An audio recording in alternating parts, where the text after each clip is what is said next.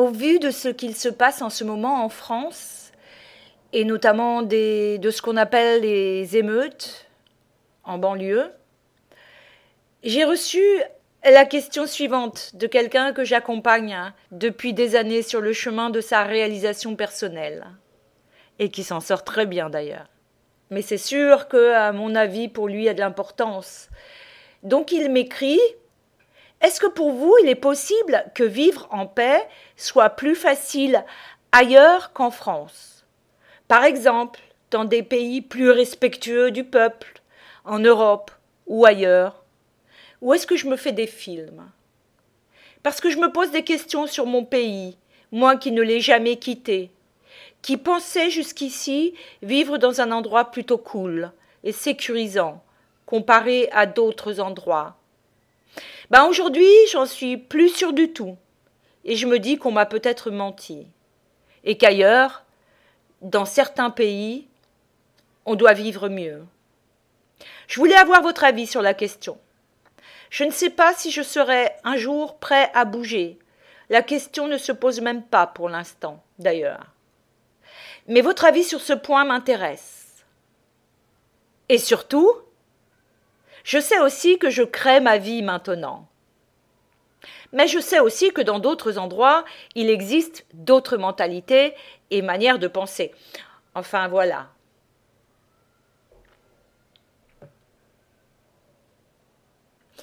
Alors effectivement, Rémi, comme nous l'appellerons, est quelqu'un que j'accompagne depuis longtemps sur le chemin de sa réalisation personnelle.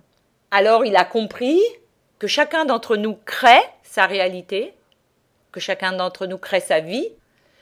Il en a compris les mécanismes et il en a plusieurs fois expérimenté la mise en œuvre pratique. On peut dire qu'aujourd'hui, Rémi a exactement la vie qu'il veut. Est-ce que ça veut dire qu'il a tout? Il a tout ce dont il a besoin, là, ici, maintenant, bien sûr. Est-ce que ça veut dire qu'il ne voudra pas d'autre chose? Non, parce que la vie est un processus de croissance. Et que dès que nous avons quelque chose, il y a une insatisfaction et nous voulons encore autre chose. Mais il n'y a rien de dramatique dans ce processus, c'est juste le processus naturel de croissance de la vie. Alors pour en revenir à sa question, est-ce que pour vous il est possible que vivre en paix soit plus facile ailleurs qu'en France? Je souris, parce que visiblement Rémi ne connaît pas ces endroits en France où il n'y a absolument pas la paix. Il ne connaît pas ces endroits en France où de nombreuses personnes ne vivent pas en paix. Il ne les connaît pas.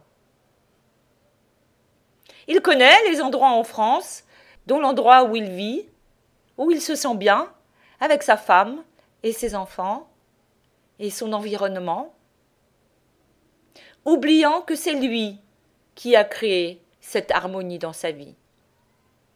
Donc en France, il y a des endroits où on ne vit absolument pas en paix. En France, il y a de nombreuses personnes qui ne vivent pas en paix. Peu importe l'endroit où elles sont en France. Il y a même des gens qui ne vivent pas en paix dans des hôtels particuliers, dans les quartiers chics de Paris. Est-ce que ça vous rapproche de la réponse que je vais donner à cette question? Il n'y a aucun endroit au monde où vous ne vivrez en paix si vous n'êtes pas en paix avec vous-même. La paix ne dépend pas du pays dans lequel on se trouve. La paix ne dépend même pas des personnes avec lesquelles on est.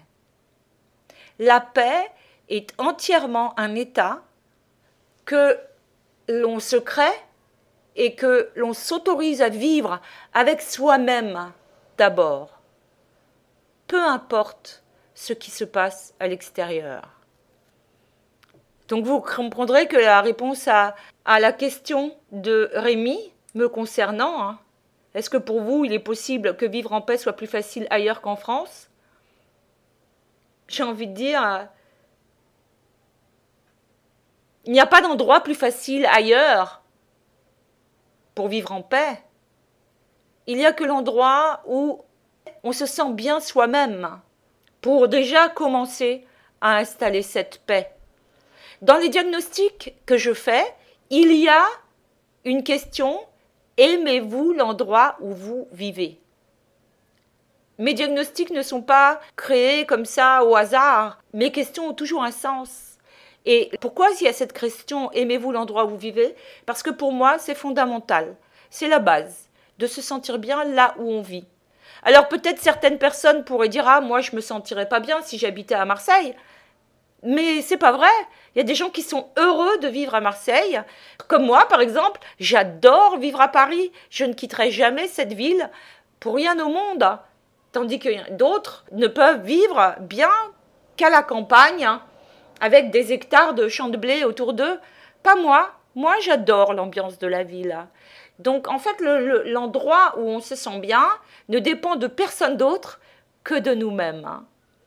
Donc, je dirais que la première clé, c'est de se choisir sur Terre l'endroit où on se sent bien soi-même. À partir de là, c'est à chacun de créer sa paix avec lui-même, pour pouvoir vivre en paix où qu'il se trouve.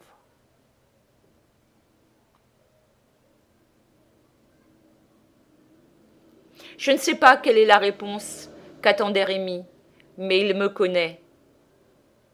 Alors je vais rebondir sur ce qu'il a dit et qu'il a compris. Surtout, je sais aussi que je crée ma vie maintenant. Absolument, chacun d'entre nous, sans exception, crée sa vie maintenant avec les personnes telles qu'elles sont autour de lui, autour d'elle. Chaque personne crée sa paix, son abondance, sa prospérité ou sa misère.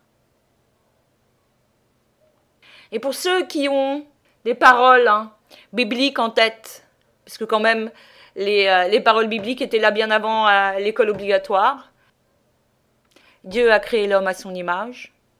Effectivement, c'est le pouvoir créateur qui est entre nos mains. Celui de créer nos vies, notre vie, pas celle des autres, comme bon nous semble. Absolument comme bon nous semble. Et pourquoi pas ne pas commencer tout simplement par créer sa vie de manière à être en paix avec soi-même. Et si chacun fait ça dans sa vie, individuellement, alors un jour, on peut espérer avoir une paix collective.